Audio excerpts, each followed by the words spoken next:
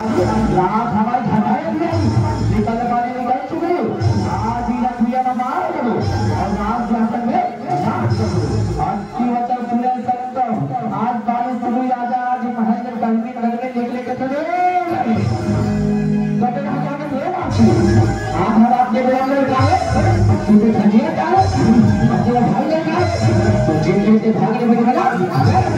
collector भाई जी आप के बाद आज महोत्सव आज मतलब आने की आनी छोड़ कर ना माया दुकान के खड़ा सोना के है भाई कितनी का माया ना है तो माया और माया देख के बच्चों ने जावे ना दिखावा तुम्हारा माया को तो है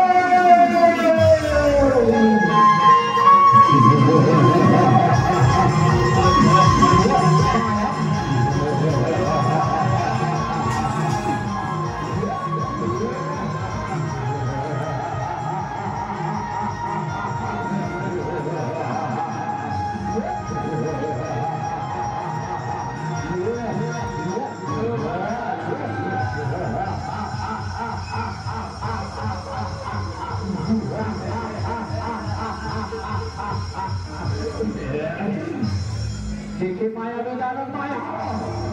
बहुत बड़ी बड़ी हाँ बहुत बड़ी बड़ी दूर माया भी दानव ना माया भी दानव ना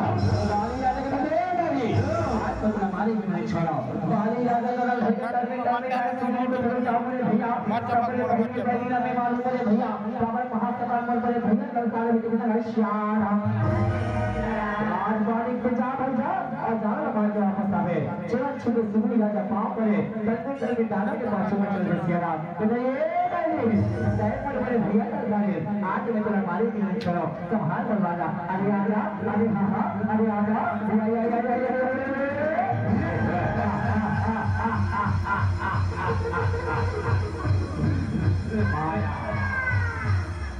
सिया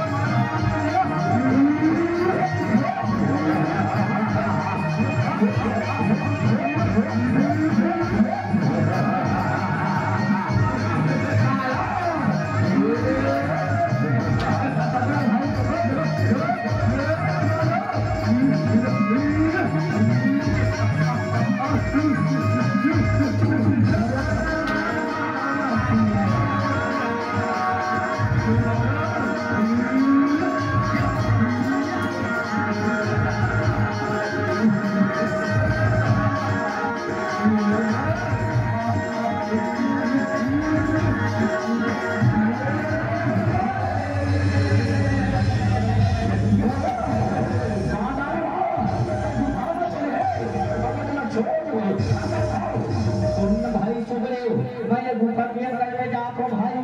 15 दिन तक के इंतजार कर बे और 15 दिन के बाद यहाँ से पप्पा को इतराज महल में चले जावे कि भाई जब यहाँ दूर से भाई समझ लो कि कोई बड़े भैया मर गए और लहू के भार भाई तो समझ लो कि दाना मर गए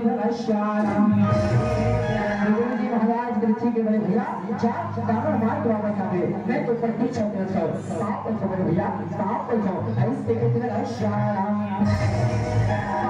दाना के पाछे आज गुफा के अंदर में जाके दाना दाना दाना चले दसिया राम मेरा गाने जाकर